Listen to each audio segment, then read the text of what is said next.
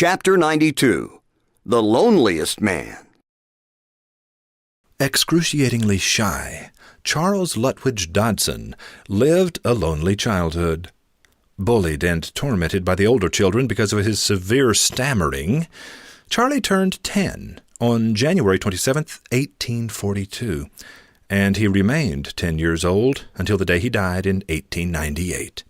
Though he lived to be nearly 67, Charlie never overcame his stuttering problem except, curiously, in the presence of little girls younger than 11. He was to them a brilliant entertainer and a friend, their knight in shining armor. Charlie was fascinated with inversions.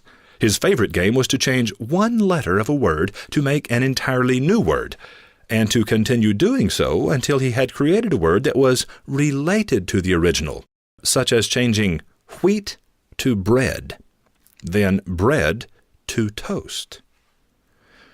Wheat becomes cheat, becomes cheap, then cheap with an E, then creep, then creed, then breed, then breed becomes bread by changing the second E, which becomes break, which becomes bleak, bleat, blessed, blast, boast, toast. Sound easy? Then why not try a simple one like changing head to foot, sleep to dream, or linen to sheet? Charlie accomplished each of these and hundreds of others as well. Though painfully shy, Charlie was highly organized, keeping a register of every letter he ever wrote. Upon his death, Charlie's register filled 24 volumes and listed 98,721 letters. Perhaps the loneliest man who ever lived, Charlie had insomnia, ate only one meal a day, and never married. His only joy was playing games with little kids.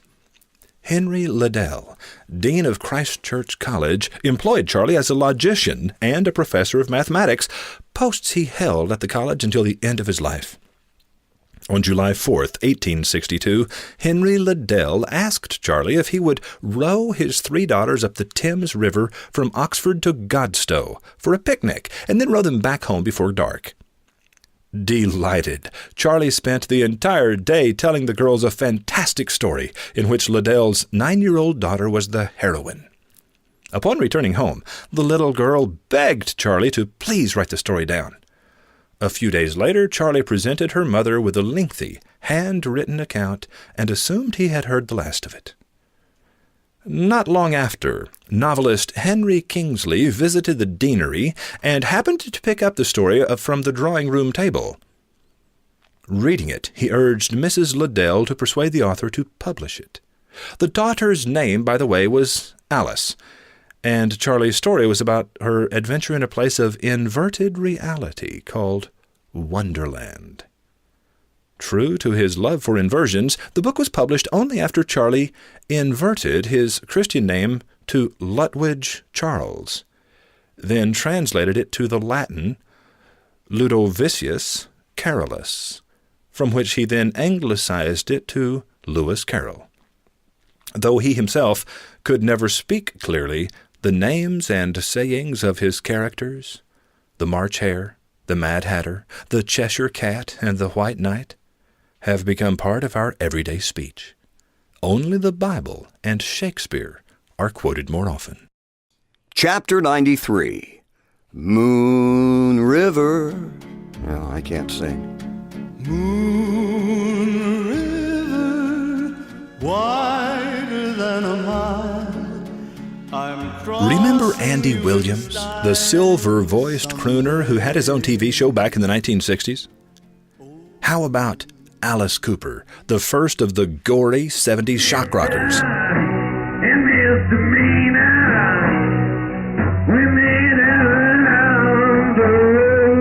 Now, imagine a happy quartet composed of Andy Williams, Alice Cooper, 1940s sing-along cowboy Gene Autry,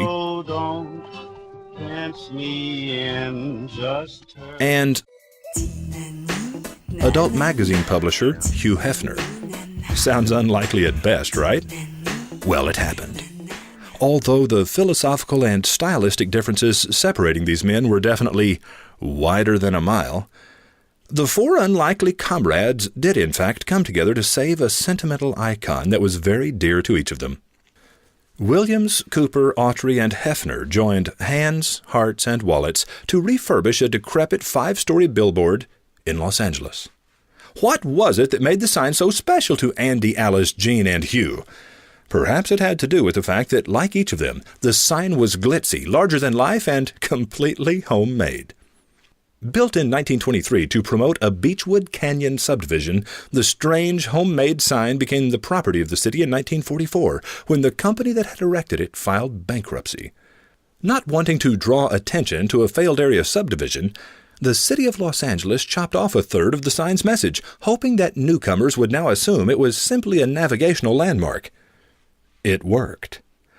Once the last 4 letters, L-A-N-D, were removed, hundreds of thousands of dreamers, hopefuls, cornballs, and crazies, including Andy Williams, Alice Cooper, Gene Autry, and Hugh Hefner, were brightly encouraged each day as they drove past Mount Lee in Griffith Park. No longer did they see a tacky promotional billboard for Hollywoodland, the failed subdivision of 1923. They saw instead a glitzy, larger-than-life landmark of 9 white letters sprawled across a mountainside that somehow seemed to whisper to them, "Never give up, never give in. This is the place where dreams come true." So now you know. LA is a great big freeway. Put 100 down and buy a car. In a week, maybe 2, they'll make you a star. Weeks turn into years, how quick they pass. And all the stars that never were are parking cars and pumping gas. You can really breathe and say... Chapter 94. How about those Canadians, eh? I wear a little Canadian flag on my lapel these days as a statement of my admiration for the people of Canada. Having made several trips there recently, I think I've finally figured out what it is that makes Canadians a little different from you and me.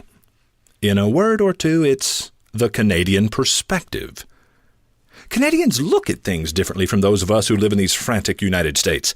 And when it comes to happiness and contentment, seeing things differently offers real advantages. For one, it's the root of all laughter. Were you aware that many of America's greatest comedians and comic actors are actually Canadian? Jim Carrey, Mike Myers, Dan Aykroyd, John Candy, Norm Macdonald, Michael J. Fox, David Foley, Matthew Perry, Howie Mandel, Rick Moranis, Martin Short, Canadians every one. Likewise, the great Thomas Chong of Cheech and Chong, and the late Phil Hartman of News Radio and Saturday Night Live. Canadians both. Speaking of Saturday Night Live, you know Lorne Michaels, the writer and producer of that show? Yep, he's another one. You know that Canada is exactly like the U.S., except it's cleaner and has friendlier people and a lot less crime, right? Each of these differences can be directly attributed to the Canadian perspective, which, in a nutshell, is this. Canadians care. They genuinely, truly, and honestly care. Don't ask me why they care or how they learned to care. I really don't know. My best guess is that the cold Canadian winters made them huddle up and get to know each other, and after they got to know each other, they said, "Hey, you're not so bad." Trust me, one can learn a lot from a trip to Canada. Uh-oh, I can already hear the rednecks bellowing, "I don't believe in traveling outside the U.S. when there's plenty to see right here in America." But I'm not suggesting that you travel to see mountains, canyons, lakes, rivers, or buildings. I'm suggesting that you travel to meet people who are different from you. It's worth a trip to Canada just to talk to a Canadian cop. His warm attitude and big grin will remind you so much of Andy Griffith that you'll think you're in Mayberry. Do you resent me saying that Canadians, as a rule, seem to care more than we do? Have I made you angry by implying that we could learn a thing or two from our brothers and sisters to the north? Does it make you uncomfortable that Canadians might actually be better than us at more than just ice hockey? Canadians have figured out that caring about people doesn't cause the same kind of stress as caring about things. Canadians are more concerned with who they are being than with what they are doing. All in all, not a bad way to live, eh? Travel is fatal to prejudice, bigotry, and narrow-mindedness. Mark Twain.